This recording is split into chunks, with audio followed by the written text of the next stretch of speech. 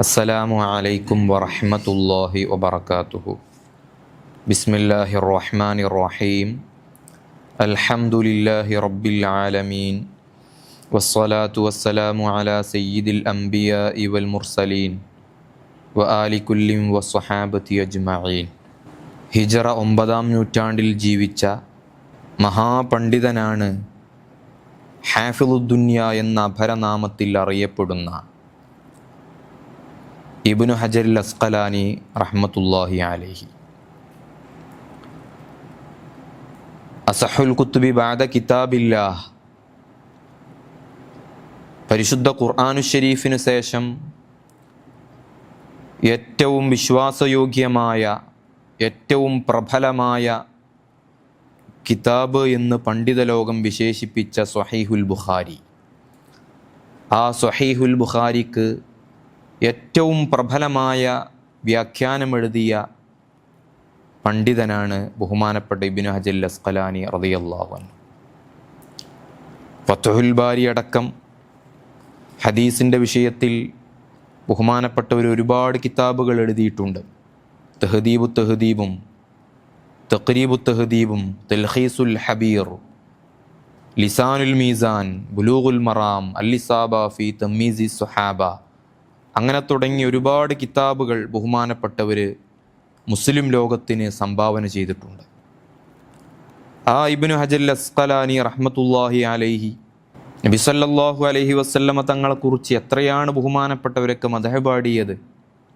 സ്വഹീഹുൽ ബുഖാരിയും സുനൻ അബീ ദാവൂദും ഒക്കെ ഖത്മാക്കുന്ന സന്ദർഭത്തിൽ ബഹുമാനപ്പെട്ടവർ പാടിയ മദ്ഹ് കീർത്തനങ്ങൾ ബഹുമാനപ്പെട്ടവരുടെ ദീവാനിൽ കാണാം. ബഹുമാനപ്പെട്ടവർ മദ്ഹ് പാടി പാടി പാടി യാ സയ്യിദർ റസൂലില്ലദീ ഫാഖൽ വറ ബഅസൻ സമാ കുല്ലൽ വുജൂദി വജൂദാ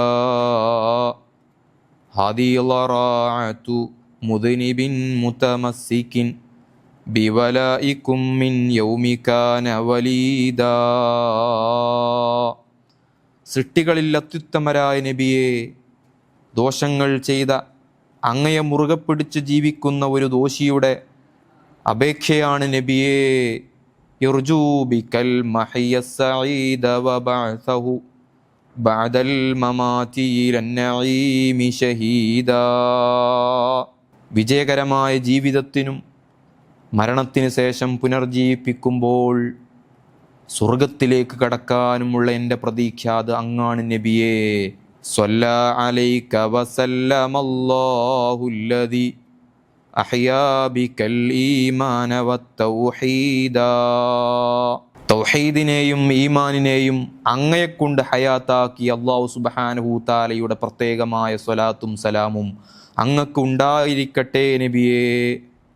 അയാ ഖൈറ ഖൽഖില്ലാഹി ദഅവാത മുദ്നിബിൻ തഖവ്വഫ മിൻ നാരിൽ ജഹീമി തവഖുദാ. കത്തിയാളുന്ന നരകം പേടിച്ച് ദോഷങ്ങൾ ചെയ്ത ഒരു ദോഷിയുടെ അപേക്ഷയാണ് നബിയേ, അഭ്യർത്ഥനയാണ് നബിയേ. നബിയല്ലാഹി യാ ഖൈറൽ ബറായ ബിജാഹിക അത്തഖീ ഫസ്ലൽ ഖളാഇ. സൃഷ്ടികളിൽ അത്യുത്തമരായ നബിയെ, അങ്ങയോട് ഞാൻ കാവലിനെ ചോദിക്കുകയാണ്. വഅർജൂ യാ കരീമൽ അഫ്വി അമ്മ ജനതുഹു യദായ യാ റബ്ബൽ ഹിബാഇ. ഓ മാപ്പ് നൽകുന്ന നബിയെ, എൻ്റെ കൈകൾ ചെയ്ത തെറ്റുകൾക്കങ്ങ് മാപ്പ് തരുമെന്ന് ഞാൻ പ്രതീക്ഷിക്കുകയാണ്. വസന്ന ബിമദ്ഹിക ഇബ്നു സുഹൈരി കഅബുൻ ലിമിസ്ലി മിൻക ജായിസതസ്സനാഇ. എന്നെ പോലെയുള്ളവർക്ക് ബഹുമാനപ്പെട്ട കഅബ് ഇബ്നു സുഹൈർ റളിയല്ലാഹു അൻഹു മദ്ഹ് പാടിക്കൊണ്ട് എന്നെപ്പോലെയുള്ളവർക്ക് ബഹുമാനപ്പെട്ടവർ മാതൃക കാണിച്ചു തന്നിട്ടുണ്ട്. നബി സല്ലല്ലാഹു അലൈഹി വസല്ലമ തങ്ങളെക്കുറിച്ച് മദ്ഹ് എഴുതി അത് നബി സല്ലല്ലാഹു അലൈഹി വസല്ലമ തങ്ങളുടെ സാന്നിധ്യത്തിൽ വെച്ച് കഅബ് ഇബ്നു സുഹൈർ റളിയല്ലാഹു അൻഹു പാടി കേൾപ്പിച്ചപ്പോൾ മഹാനവറുകൾ ആശീർവദിച്ചുകൊണ്ട് നബി സല്ലല്ലാഹു അലൈഹി വസല്ലമ തങ്ങൾ അവിടുത്തെ മേൽത്തട്ടം എടുത്തുകൊണ്ട് കഅബ് ഇബ്നു സുഹൈർ റളിയല്ലാഹു അൻഹു അണിയിച്ചു കൊടുത്തതുപോലെ നബിയെ, അങ്ങ് എന്നോട് പറയണം നബിയെ, ഫഖുൽ യാ അഹ്മദ ഇബ്ന അലിയിൻ ഇദ്ഹബ് ഇലാ നാരിൻ നഈമി ബിലാ ശഖാ. നബിയെ, ഞാൻ അങ്ങയെക്കുറിച്ച് മദ്ഹ് പാടിയിട്ടുണ്ടല്ലോ. അങ്ങയുടെ ഹദീസിനൊക്കെ എത്രയാണ് ഞാൻ ശറഹുകൾ എഴുതിയത്. അതുകൊണ്ട് നബിയെ, എന്നോട് അങ്ങ് പറയണം, യാ അഹ്മദ് ഇദ്ഹബ് ഇലാ നാരിൻ നഈമി ബിലാ ശഖാ.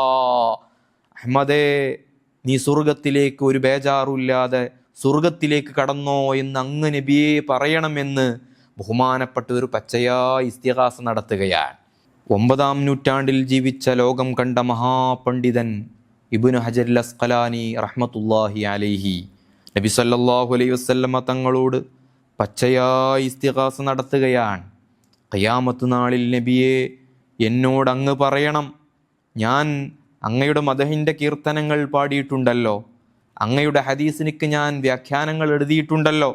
അതുകൊണ്ട് നബിയെ, അങ്ങ് എന്നോട് ഖിയാമത്ത് നാളിൽ പറയണം, സ്വർഗത്തിലേക്ക് ഒരു ബേജാറുമില്ലാതെ പൊയ്ക്കോളൂ എന്ന് അങ്ങ് എന്നോട് പറയണം നബിയെ എന്ന് പറഞ്ഞുകൊണ്ട് ലോകം കണ്ട മഹാപണ്ഡിതൻ ഇബ്നു ഹജർ അസ്ഖലാനി റളിയല്ലാഹു അൻഹു പണ്ഡിത ലോകം ഒന്നടങ്കം ബഹുമാനപ്പെട്ടവരെ ഹാഫിളുദ്ദുനിയ എന്ന് വിളിച്ച ആ ബഹുമാനപ്പെട്ടവർ പച്ചയായ ഇസ്തിഗാസ നടത്തുകയാണ്.